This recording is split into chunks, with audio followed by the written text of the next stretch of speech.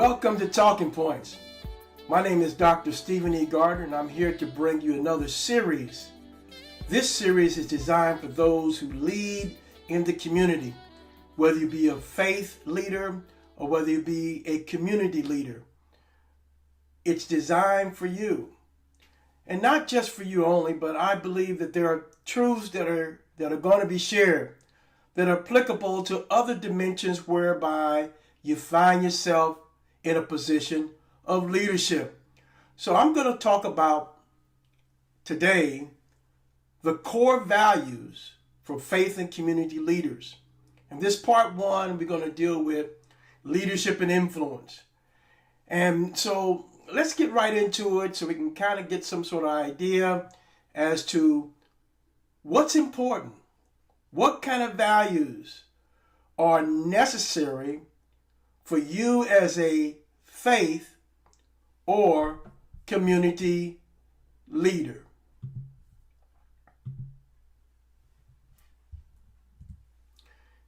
Leadership and influence. What does leadership and influence have in common?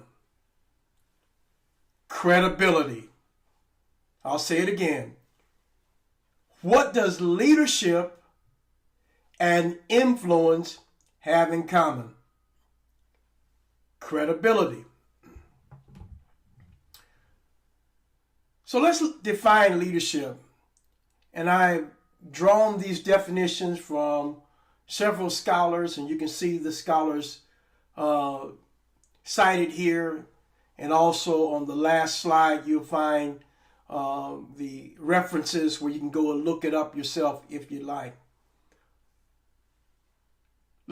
Leadership can be defined in many ways, but researchers have defined leadership as a process whereby one individual influences a group of individuals to achieve a common goal.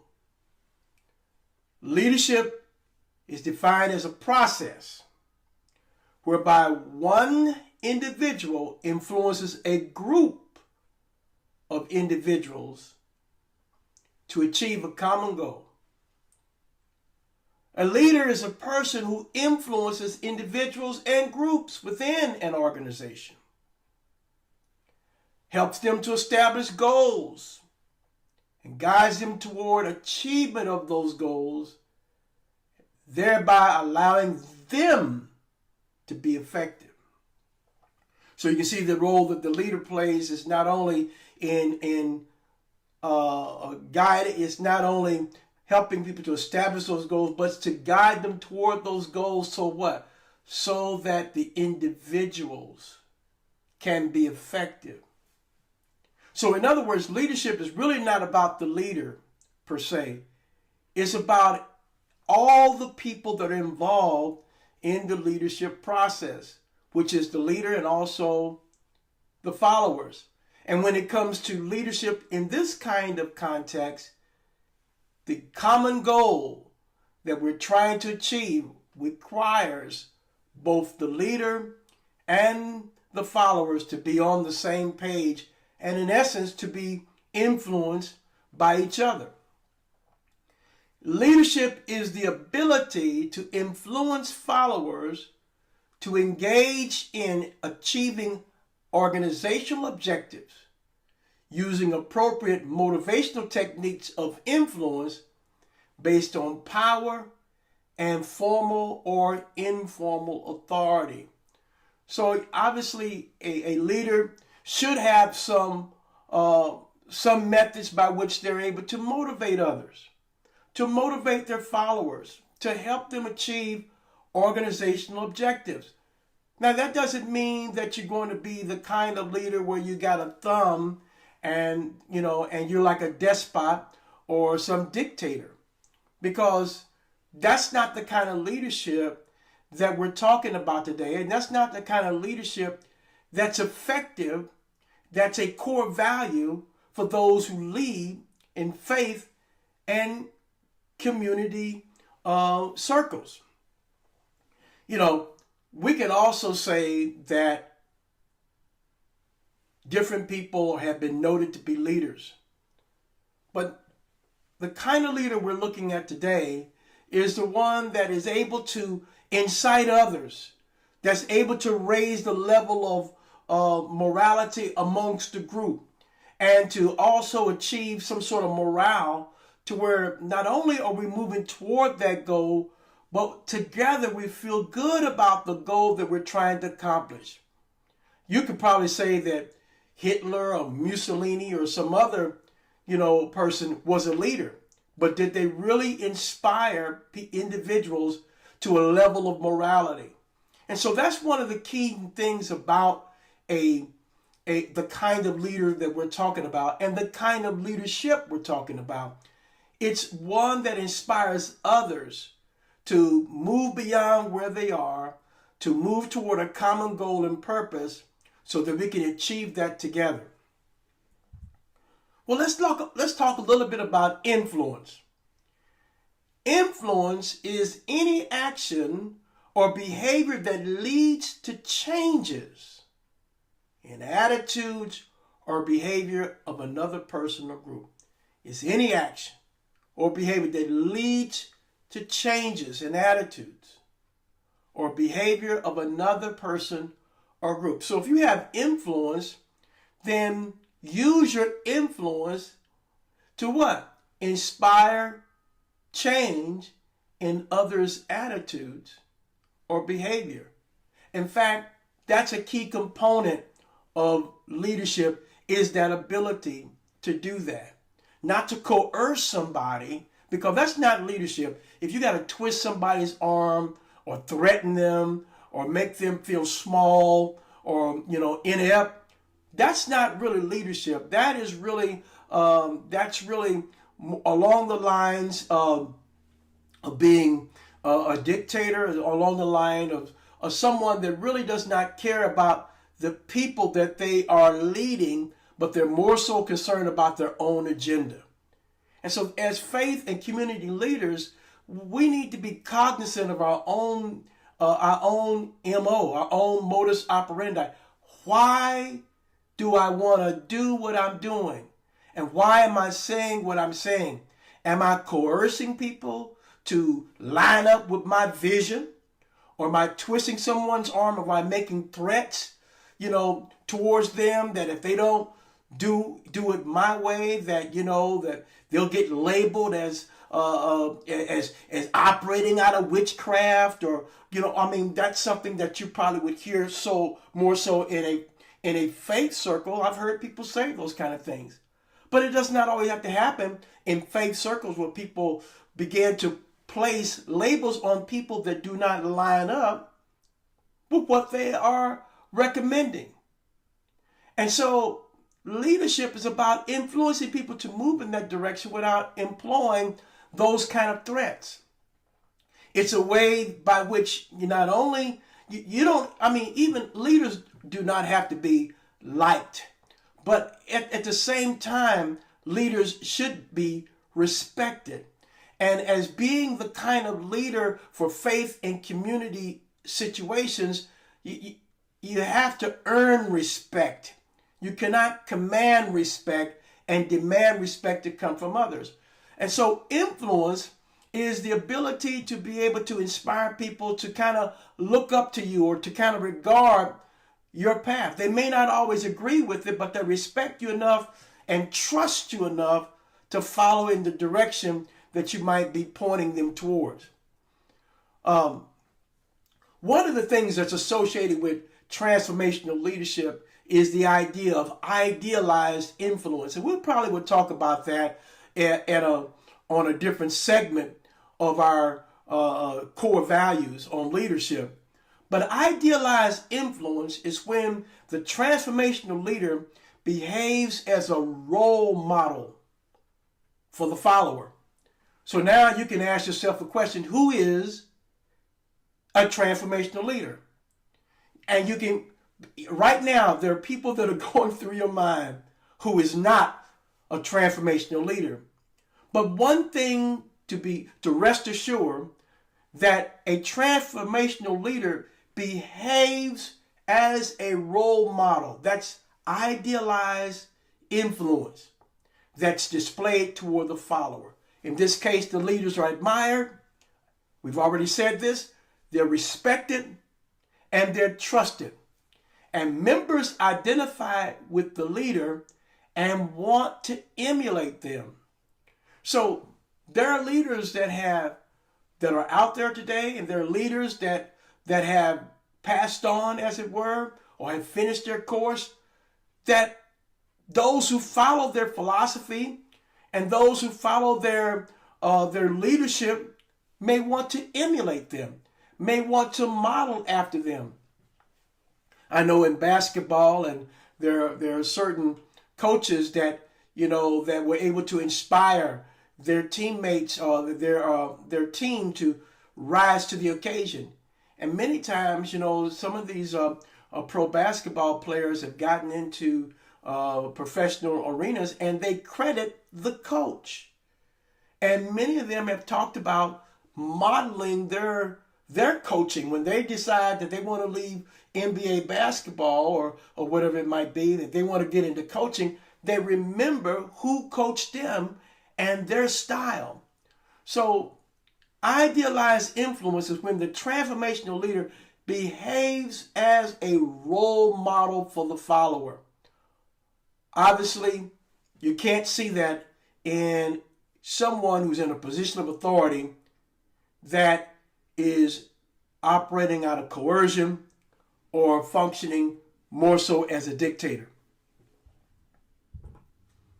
Well, let's look at something here that probably you may not have heard of before, but there is an interdependent relationship between leadership and influence. And I'll go on to say that in some of the core values that I'm going to discuss during this series, we're going to talk about the interdependent relationship between those values that will be presented.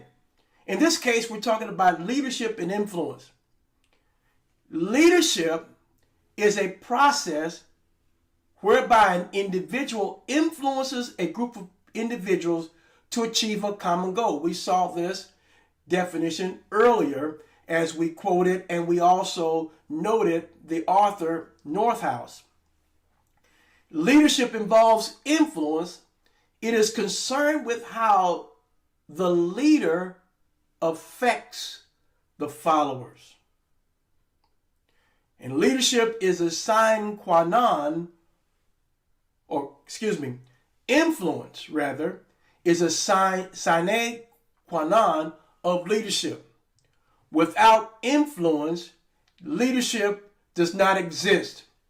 Sine qua non simply means something absolutely indispensable or essential. So let me say that again. Without influence, leadership doesn't exist. So this brings a point that if I'm a leader, whatever venue I find myself, I'll have followers. Is it appropriate for a person to call themselves a leader and nobody's following them? Or the only horn that's being blown is being blown by the person who's blowing it? In other words, maybe they're a leader in their own mind. The idea is not to be too critical of individuals that do toot their own horn, but are we the kind of leader that inspires others to embrace our philosophy, to embrace our teaching, to embrace our way of life, to embrace our vision? Therefore, a leader must have someone that's following them really in order to be a true leader. They should be influencing someone.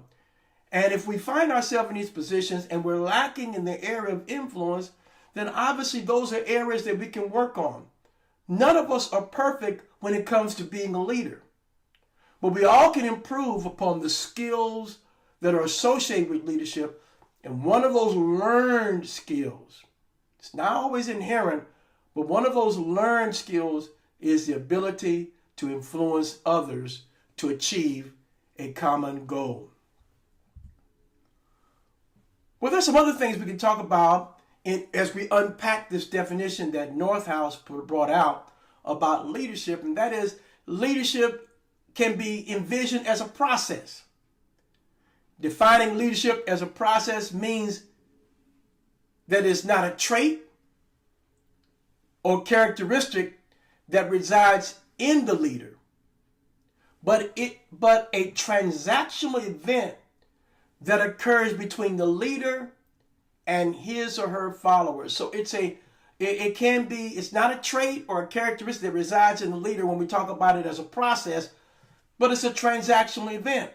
For example, you find in transactional leadership this idea of reward for labor, or some sort of incentive that's given if the followers or if the constituents or if the employees, achieve a particular goal. It's a process. The process is that you're trying to reach a particular benchmark that brings success to the organization. And so incentives is a way of understanding the transactional relationship between leaders and followers, and then also between employers and employees. And there's nothing wrong with that when you look at it for what the end is trying to accomplish. Can we inspire people? Maybe incentives is a way to do that. Maybe thinking about the best interests of others. As a leader, we should be always thinking about the best interests of others and not just about what's going to benefit me. What's going to benefit the followers? That kind of gets into the idea of what transformational leadership is about, but we're not going to talk too much about that today. Process implies that a leader affects and is affected by followers. Well, it's an exchange. Not only is the leader affecting the followers, but the followers affect the leaders. So they should benefit from one another. They should be able to draw from one another. I'm thinking in the Bible where one particular leader by the name of David, and the Bible tells us that he surrounded himself with champions, which means he saw that he was not skilled in everything to be a leader. In fact, he looked to other people around him that were better at certain areas. And that's the true sign of a leader, is to be able to recognize in other individuals that are around you that, hey, you're better at this than I am. And so, therefore, empowering them, enabling them to be able to live out their gifts, live out their talents, is a way of, it's the kind of leadership that organizations thrive by. It's the kind of leadership that churches thrive by. It's when the leaders really do care about the people that follow and are really looking to push them up. So process, as we said, implies that a leader affects and is affected by followers. It emphasizes that leadership is not linear. It's not a one-way event, but rather it's an interactive event. So leadership is interactive, and the interaction occurs between the followers and those who are deemed or ascribed to be leaders. Another point about the process aspect is that when leadership is defined in this manner, guess what? It becomes available to everyone. And it's not restricted to only the formally designated leader. So that's more of a servant leadership model. You see it displayed and exhibited in the life of Jesus that, in fact, he didn't do any baptizing himself, but his disciples did all the baptizing. Many times he sent them out in twos to do the same things that he did. He was not just someone that says, go do this, but he also gave them, a portion of his power. He also equipped them to be able to do the very same things that he did. So he was kind of the center.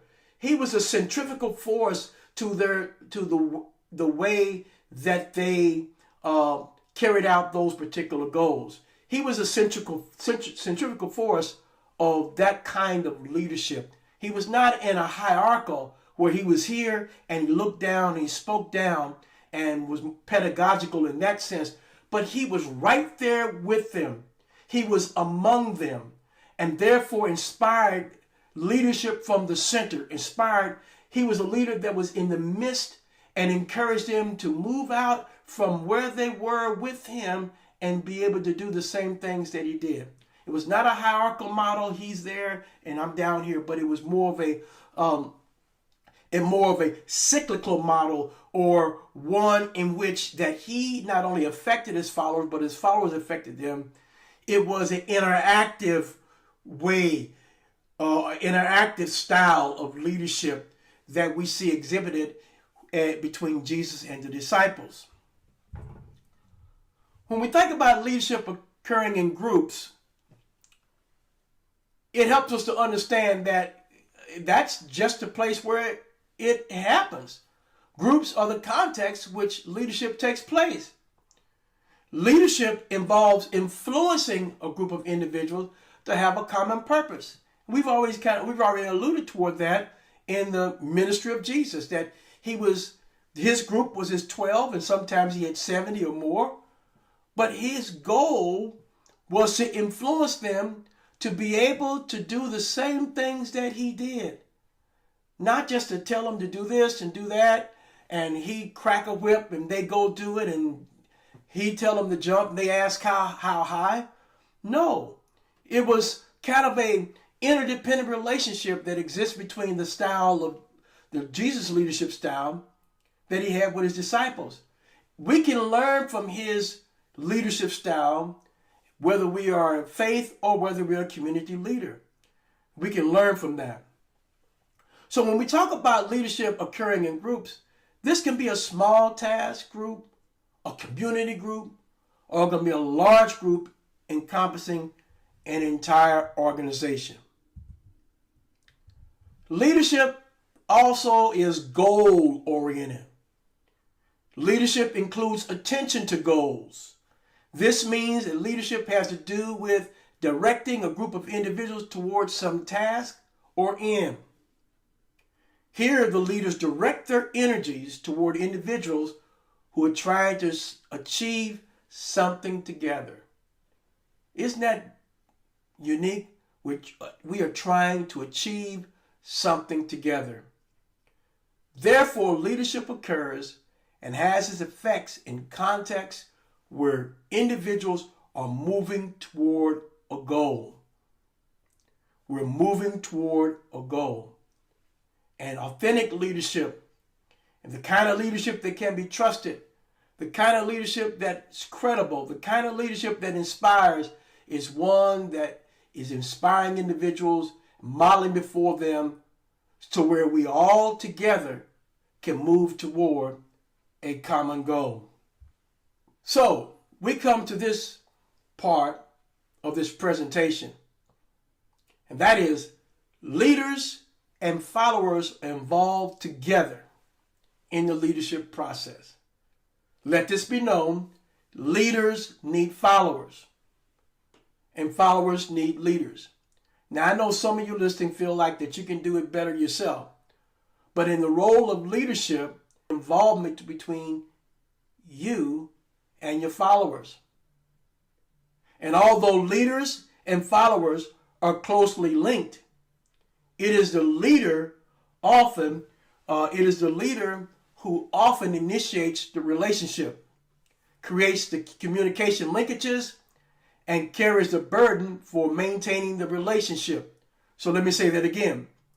Although leaders and followers are closely linked, it is the leader who often initiates the relationship. The leader does. Creates the communication linkages. The leader does. And carries the burden of maintaining the relationship. So to whom much is given, much is required. So the leader is the one they're usually the one that is engaged in initiating, creating the communication, and carrying the burden of maintaining the relationship. Sometimes the question may be asked, well, where do we draw the line when it comes to maintaining a relationship? I'm communicating, but they're not communicating back. Where do I draw the line?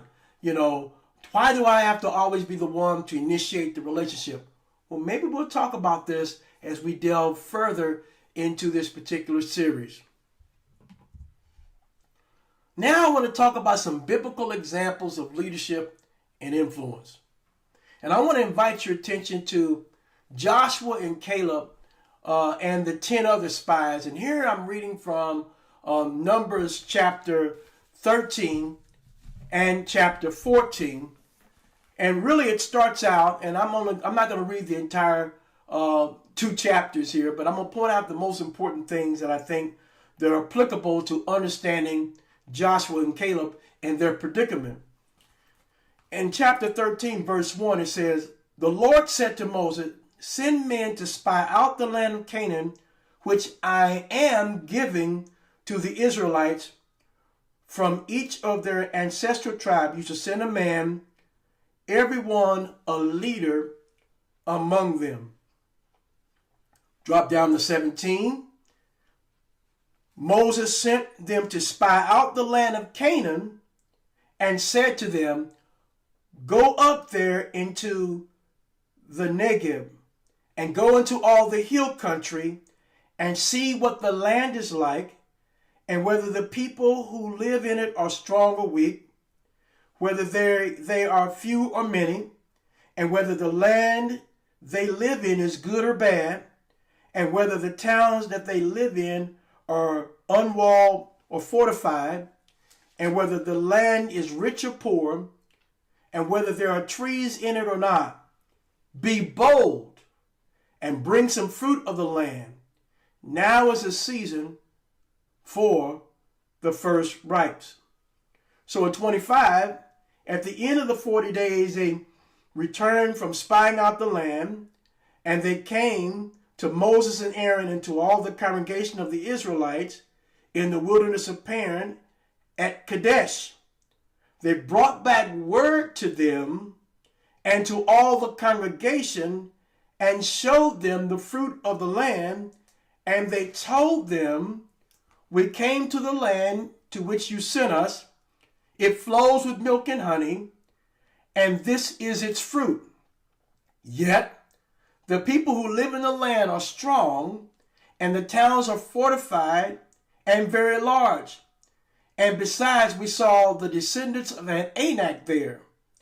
The Amalekites live in the land of Negev. The Hittites, the Jebusites, and the Amorites live in the hill country, and the Canaanites live by the sea along Jordan." But Caleb quieted the people before Moses and said, "Let us go up at once and occupy it, for we are well able to overcome it." Then the men who had gone with him said, "We're not able to go against this people, for they're stronger than we." So they brought the Israelites an unfavorable report of the land that they had spied, saying, "The land we have gone through as spies is a land that devours its inhabitants, and all the people that we saw there are of great size." Then there we saw Nephilim,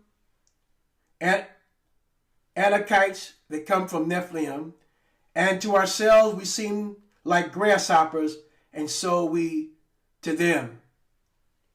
And so we find here that after having heard the word of the Lord, God had already told them, "I'm giving you this land." What's the most important thing here? God had instructed them, "I'm giving you this land." And so God told Moses to send out 12 leaders, one from each tribe. And these leaders, 10 of them came back and they assessed the land, but they had a commentary. And they said, they extended it by saying that, look, they devoured their inhabitants. They called them a bunch of cannibals. And then it went on to say that we are like grasshoppers. But Joshua and Caleb had a different report, and they said, let us go up at once. So here we find leadership and influence in play here. The leadership of 10 verses 2 and the influence of 10 verses 2. And so sometimes your insight may be ignored by the status quo. But do you have what it takes to stand by your own words? Sometimes we have to wait for a future time to be rewarded for a present insight. Right leadership is not always rewarded in the present. And when God judged this group of people and he told them that you and all that followed you, this 10, you guys are going to die in the wilderness. And so really the only 2 out of the 10 that were able to enter into the land of promise was Joshua and Caleb. And it was at a future time where Joshua assumed the mantle that Moses had passed on to him. And Joshua was able to lead them into the promised land, that very same land that they had already spied out. So in being a leader, we have to be able to stand for something and at the same time realize that your insight, just because you're a leader, it might be ignored by the status quo. It might be ignored by your colleagues or constituents. And sometimes it may take something, sometimes the reward of that may happen in the future. The promotion may happen in the future. But we have to stay true to who we are in the present. I want to bring up another example of biblical leadership, and I want to go to the book of Acts, chapter 11, verses 27 through 30. And here we'll find a prophecy from the prophet Agabus, and it says in verse 27, and at that time prophets came down from Jerusalem to Antioch. One of them named Agabus stood up and predicted by the Spirit that there would be a severe famine over all the world. And this took place during the reign of Claudius. The disciples determined that according to their ability, each would send relief to the believers living in Judea.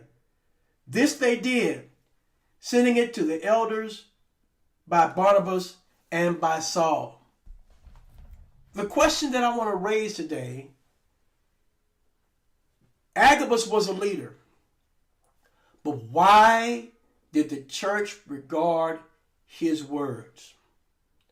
The key to that followership, the key to his influence is wrapped up in verse 27. And it depends on whatever version you got. The King James Version says that he was in the company of prophets.